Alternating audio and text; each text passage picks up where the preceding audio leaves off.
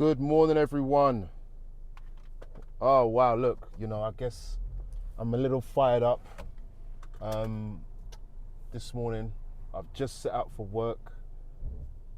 I wanted to get to work early today, and I wanted to get to work, say, about half an hour early, but I haven't because my wife made me go out and get petrol in the other car, which has delayed me. However, welcome back to the social work race.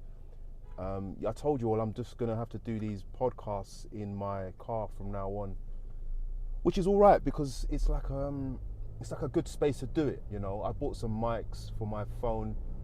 Hopefully you all can hear me. This is let's see, is it working? Testing 1 2. I think it is. Yeah, it's working. Yeah, lovely. So my heads up is if I'm talking to someone on the phone. Welcome back again to the social work race. So why am I I'm really happy. I'm buzzing a little bit because I'm happy about yesterday's session, and it wasn't until really this morning when I was looking at my WhatsApp. I had a WhatsApp message from a student that had contacted me, stating that he had a rough 2 weeks. Oh, let's turn this into an encouragement. He had a rough 2 weeks, that's it, where he thought, do I even want to be a social worker? Look, we've got to start doing something about social workers and social work students in particular, those coming in, because what's happening is students are just running out the door after their ASYE thinking, you know what I'll do something else, because it can be really tough when you meet some really challenging situations. So last night, let's bounce off that. So last night, I had a session about entitled "What Makes Good Social Workers Bad Social Workers?" How do they become bad? How do they become infected? How did their practice start slipping? How do they start to hate? How do they start to fail? Things like that, right? That was a topic last night, and when we were doing it, someone said, let me jump on, because she knew someone there, I think. Let me jump on. She was a manager in social work, and it got really interesting. We had Vanessa, we had Nana from the social work and the mentor, just having a 4-way discussion on experiences and concerns, but also encouragements. So I had a message this morning from someone who said, I'm done. Well, no, I was done. But last night's live has really encouraged me. And this is all virtual. We don't get enough of this, and that's the point of this platform, the social work race. Please share it with others, because it is a tough job, but we can do it, right? We don't want to just hear people getting burnt out. It means that they're not being supported enough. And it's not necessarily their manager's fault, but it is their responsibility, definitely. And it was good to have 2 managers on about the whole thing, and they held their hands up. They held their hands up on the things that they knew were failing, and either could do little about, or were encouraging you to do something about. Yeah, it was really good. So what I want to do is I just want to look at some pointers that they suggested. My English will slip. Why? Because I'm driving. But hey, I'm not losing focus, don't worry. It's just that I'm doing 2 things at once. The capacity is down to 50% when it comes to talking. So one of the things that they suggested, I said to them at the end, like, give me some tips of encouragement. First one, I think there's 8 tips. Yeah, there's 8 tips. You've got to be time boundaried. Now, though they said this, saying that, we've had to go out and manage cases that aren't ours, or we shouldn't be as managers, or even the foster care was like, look, there were times when I was doing a job and I'm up till 3 o'clock in the morning, not looking after my kids. There are days when it's like that. I've had someone say to me as a social worker, at 5 o'clock, I'm done. I'm switching off my phone. I will never go past, because I'm like, well, how do you do your job? You're working in child in need, child protection. How do you do your job? And so let's be fair. Look, there are days when it's like that, but you've got to be really careful. And for me, you've got to analyze your work and how you work, but you've also got to accept that there are days when it's you just got to get stuff done, because that's social work. That's it. You know, I asked them, how many hours do you do? And everybody just started laughing, because we do more hours than we're paid. That's it. That is the job. You say the same thing to a nurse. You say the same thing to a police officer. This is the job.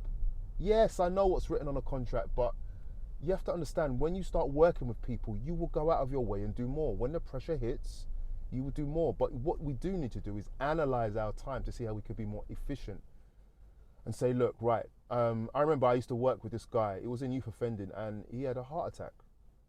And after that heart attack, he said, you know, nobody can get through to him between 12 and 1. No matter what's going on, he takes his hour break every day to get himself together. He says it will never happen again. And that's a reality. That is a serious reality. So, time boundary, you've got to do something like take a break or learn when to stop. But recognize, yeah, there are days when it's like that. Number 2,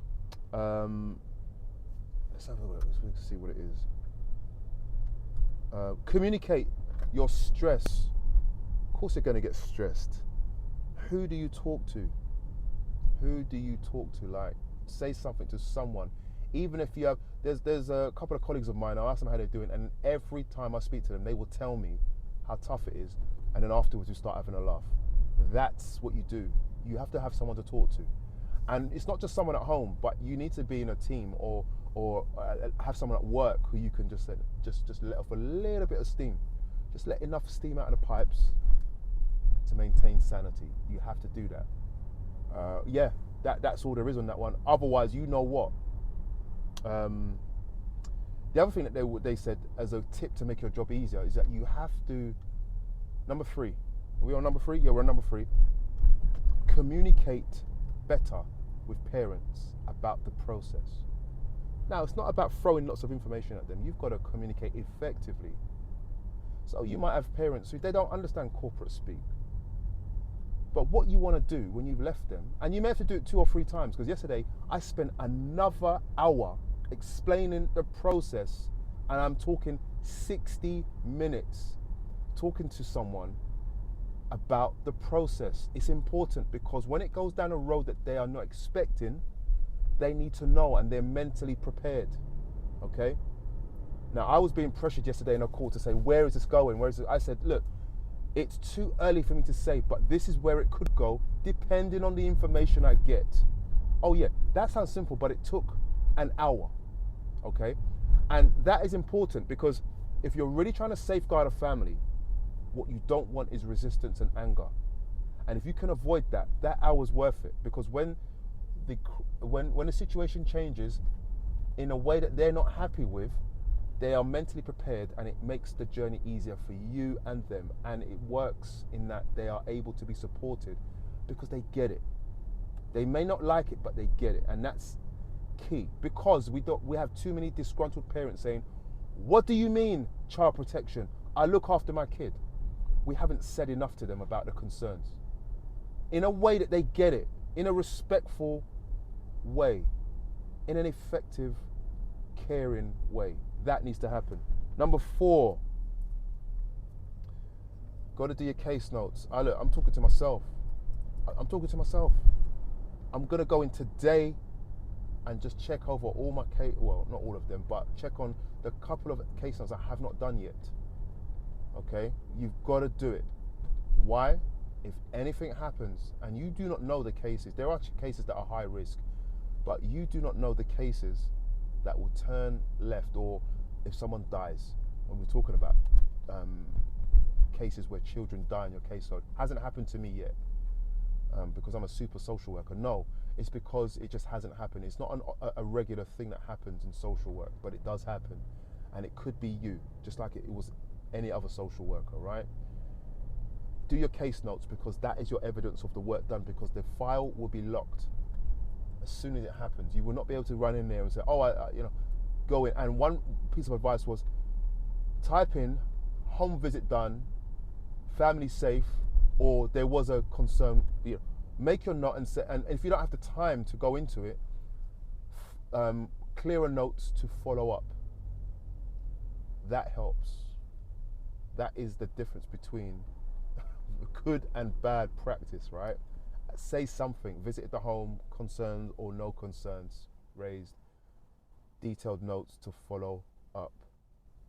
That will save a lot of trouble, all right? Because the reality is that when things move left on a case, okay, doesn't matter how we want to say we're looking at safeguarding and the interests of the family, you have to remember, in reality, also, your neck is on the block, literally. We cannot not forget that. Why? Because this is what is happening to social workers when things go bad. So we cannot just say it's all about the family. It's also all about my career. And I don't feel bad about saying that, but I know that some people are going to be unhappy about me saying that. So you've got to watch your back as well as your family's back, all right? Okay, let's go to number 5, I think we're at. How you feel about yourself in practice. So a student came through and just was like, in the meeting, they would say, yeah, I'm only a student, but everybody was like, no, you're a social worker. You're a social work student, but your opinion matters. Your title is still social worker. If you've done work with a family, don't put yourself down by saying, I'm only a student, but no. You are a social work student. And not only that, you have done the work. If you are there with the head of service or their boss, they will have to ask you, what have you seen? Well, what I saw was that he didn't react that way when I asked those questions. I noticed in the home, I saw this, I saw that. We have to rely on the person. Doesn't matter who it is. Doesn't matter who it is. We have to rely on the person's evidence of the work that they have done with a family or young person or adult, whoever. Never put yourself down and never look at yourself as less. There's a psychological element to this, okay? Social identity theory. There's a psychological element to this where people there's a hierarchy in the system of, well, this person's been in it for 10, 20 years. Doesn't mean that they're necessarily a better social worker. No. You are somebody. And when you look down on yourself like that, it affects your practice. Don't question yourself too much. You are good enough. Don't forget that. Tip number 6. I don't know if I've caught up with these. I don't know if I'm on track with these numbers. Self-care. Take your annual leave and take your toil. You know why. That's connected to the being time-bounded element, yeah? You know why. You know why. And number 7. Here we go. Humility. Be humble in your work. Be humble with your title. Be respectful and humble towards your parents. Sometimes you have to put your foot down and really assert yourself, but you can still be humble with that. That determines how you come across to people. We don't want to sit in there with our badge and our suit and our tie and allow them to feel like they are less. We have to make effort to equalize the power and the perception of power so that we can work well with people, because we work better with people if they know that we care, we genuinely care, they will work better with us. And that's a thing that I've seen time and time again and seeing now. That comes through the way that we ask questions, the way that we talk with them, the tone of voice. We have to let them know that we care about them. And that's humility. At least if it's a form of humility. Now, this is the thing. When you sit down with a real human being who has genuine challenges in managing their situation, the best thing the best piece of medicine that they could have is another human that shows that they care. So you got to start caring about the people you're working for. I've always said this. Now, the truth is not everybody is like that, but you can learn it. You can learn to be empathetic. It's natural to some, and it's a skill to be learned by others. No excuses. You're a social worker. Be humble, people. And that was it. That was it. But the greatest thing that happened at that show last night, go onto my Instagram page, it's there. The greatest thing that happened out of it was what happened this morning. Someone who wanted to leave social work is encouraged. I want to encourage you. Social work is tough. I do like some of the challenges it brings, and I hate some of the others. Yeah. One of the things that I don't like about it is the paperwork, or the administration. Now, I don't mind administration, but what I'm talking about is that there is so much that takes away from the good work that we could do. Now, a lot of the families I work for, and I use the term work for, service users, we work for them. A lot of the families, just letting someone go here, a lot of the families that I work for, they, you know, you'll get one case in like 50 who just really appreciates. I got a call the other day from someone who said to me that I've got your family that you used to work with a long time ago and they really miss you. And that leaves a really powerful print on your heart, on your mind, to say that you are of value, because they're telling me I've got value. They're telling me I can do good work, and that's good to know. And what will be even better is if that family or that individual will say, actually, since you came, and started working with us, things have changed. That's what you want to hear, and that will help fuel you through the next 100 families that don't care. Just that one, and it really does work like that. So I'm encouraging you to just be resilient and stick around. You're going to have days when it feels like the pressure is too much. The pressure is getting worse. There are days when it's like that. But push through. You do get thicker skin and you do develop more resilience. Take care of yourselves, guys. There's more shows to come. Speak to you soon.